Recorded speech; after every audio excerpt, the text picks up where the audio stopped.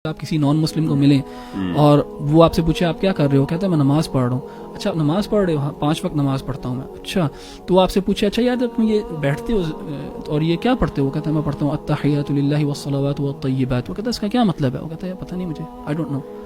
वो हैरान होगा कि यार ये बंदा जो है ये किस किस्म का इंसान है, ये एक काम करता है 5 दफा दिन में और उस 5 दफा अत्तहियात पता नहीं कितनी दफा वो पढ़ता होगा, उसको मतलब ही नहीं आता इस चीज का।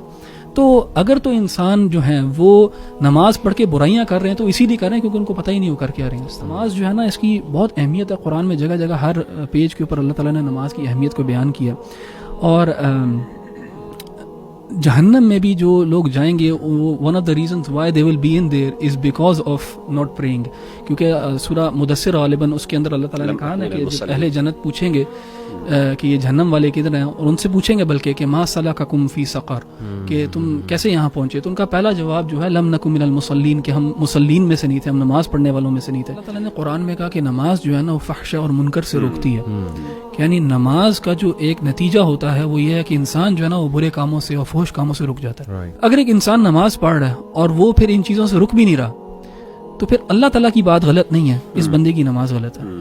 और वो ये है कि नमाज जो है ना वो एक रस्मी एक आदत सी बन गई है शायद, और उसके अंदर वो जो खुशू है, वो जो एक जो कैफियत है, हाँ, जो पहली क्वालिटी है कि नमाज is not just actions and words without meaning and without any sincerity.